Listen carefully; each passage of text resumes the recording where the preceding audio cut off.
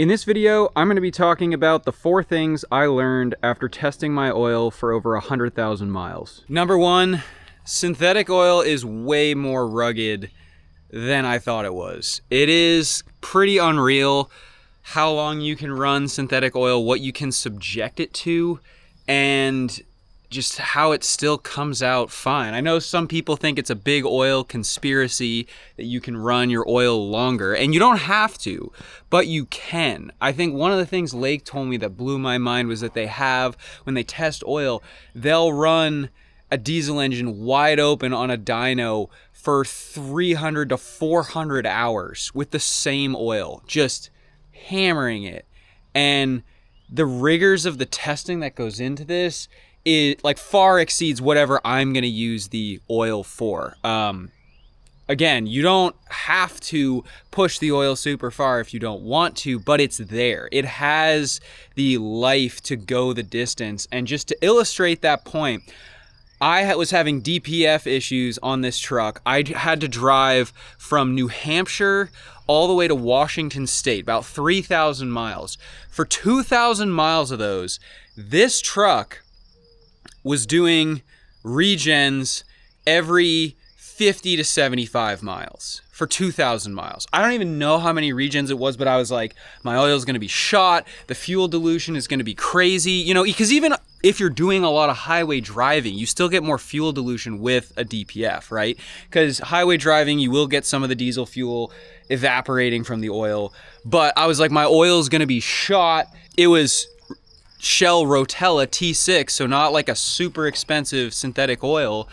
And I ran a test and the oil was totally fine. Fuel dilution was a little high, but not in a danger range. And I was like, dang, I mean, that oil just got beat on for, you know, those 10,000 miles. And the last, 3,000 was on that trip where I was gonna have the oil subjected to an increased amount of contamination. So the oil will go the distance, not that you have to take it that far, but I mean, I know people who are doing 30,000 mile oil change intervals on a pickup truck with synthetic oil. The second thing that I learned is highway miles are king. And if you're gonna buy a used truck, all I can say is make sure you calculate out the truck's average speed.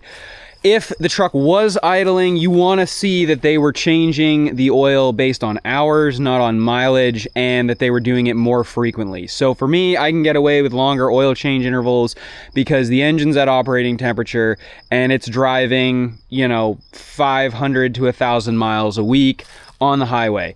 If you're someone who has a service truck or a bucket truck, or maybe you just do short trips around town, your oil is not going to last as long. So my test showed me that because of my driving habits, I can extend the oil, my engine's happy, my oil's happy, but that is not a one-size-fits-all thing. So if you do a test, it could come back, in the wintertime, if you're just doing short trips, or if your truck's been parked for a while, that you need to change your oil more often than 5,000 miles. But that being said, highway miles help preserve your oil because the heat evaporates that diesel fuel. It prevents that, or I should say, alleviates some of that fuel dilution that you get, and it burns up a lot of the contaminants. It just keeps your oil healthier by getting it in that operating temperature and keeping it there. So, like I said before, if you're buying a used truck, make sure you figure out whether or not it was a highway truck, first of all, and second of all, what their intervals were based on whether it was a highway truck or it was like a service truck. Number 3, and this is a big one, contamination is the enemy of our oil. And I just did a video with Lake on that, but basically, when you have a EGR and an emission system that's putting soot back into the combustion chamber, or if you have a dirty air filter, that contamination is going to reduce the life of your oil significantly and increase wear. Now, this is kind of a no-duh thing, obviously, like you would know that without testing your oil, but to see it in the data was really impressive, and just how much of a difference contamination can make to your oil life, it's huge. I mean, fuel dilution and contaminants will drastically increase your wear, and seeing that on paper and going through that and just, again, understanding it fully from a data perspective was huge, and it just kind of blew my mind, because everybody knows, yeah, dirt in engine bad, but you don't know how bad and what impact it's having until you test your oil. And the last thing that I took away from testing oil for this long, and it's probably gonna make some people mad, but in my opinion, the brand of synthetic oil you're using doesn't really matter. And obviously I'm testing a few other ones on this channel. That's something I'm doing right now. I'm on Valvoline Platinum Blue 5W40. I tried Rotella, I tried AMSOIL.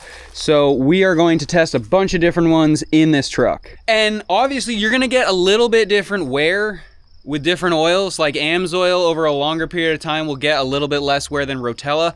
But the way I look at it is 5 to 10 parts per million actually significant?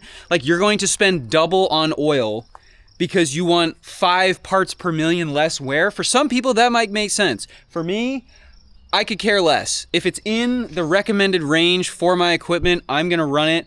And because I run a business, you know, I'm gonna try to find the oil that works best, has the best cost for me, you know, and protects my engine. And so, you know, the synthetic oil wars about which blend is better, I mean, obviously it just depends on what you want. Like, there's so many people that will argue that AMSOIL is a scam, it's multi-level marketing, it's whatever. There's other people that'll say Rotella sucks.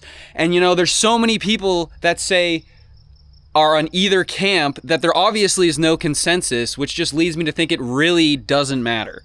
And again, if you care about getting 5 parts per million less wear in your engine, or if you're doing high performance stuff, you're racing, and every single second counts, or you really want to run an oil to like 30 to 50,000 miles on a single interval, then yeah, maybe paying more for oil matters. But me personally, it's such a small improvement and such a small difference between them that I don't think it's significant enough for me to really get sucked into arguing for one oil over another. And I don't get paid by any of them. I'm not paid by Shell or AMSOIL. I'm not an influencer for them. I'm just testing them to see what runs good. And honestly, my opinion is if I can get 10 to 15,000 out of an oil, I'm gonna run the one that's cheapest then, because, you know, I'm not gonna quibble over more wear. If I was really trying to reduce wear, I think adding a bypass filter is probably your best bet to do that instead of just, you know,